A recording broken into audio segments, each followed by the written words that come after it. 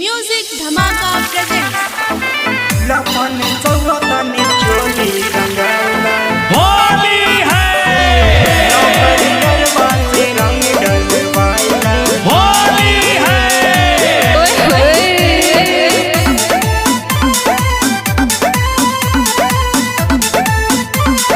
होली है आसो के होली में चोली ना नखरा सचो कहता नहीं हो जाई झगड़ा ये जान आसो के होली में चोली ना नखरा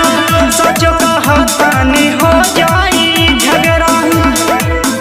संगे हमरा तू होली मनाइला मनाइला मनाइला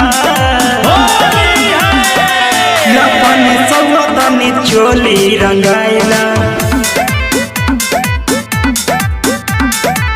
लभरियरवा से रंग डलवाइला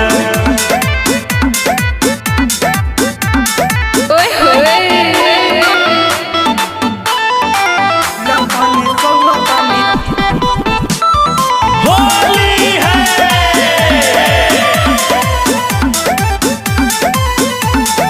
हाई फूलल फूलल गलिया आजू लाल होई हो माना बतिया ए हो करे जा फिर कमाल होई हो फिर कमाल होई हो हाई फूलल फूलल गलिया आजू लाल होई हो माना बतिया ए हो करे जा फिर कमाल होई हो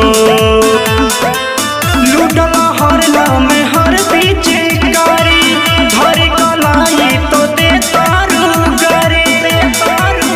रस भंगिया से मोड़े बनाइला बनाइला बनाइला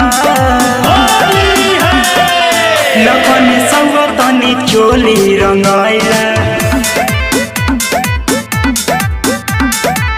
लभरियरवा से रंग डलवाइला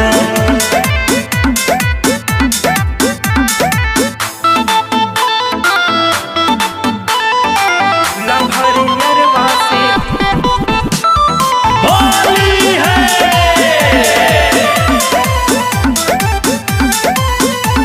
कि जब ले लागी नाही रंगवा मन बेचैन राही हो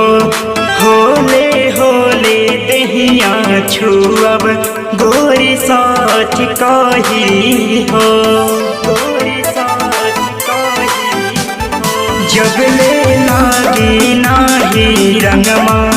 मन बेचैन राही हो होले होले दहिया छुअब जान साच कही हो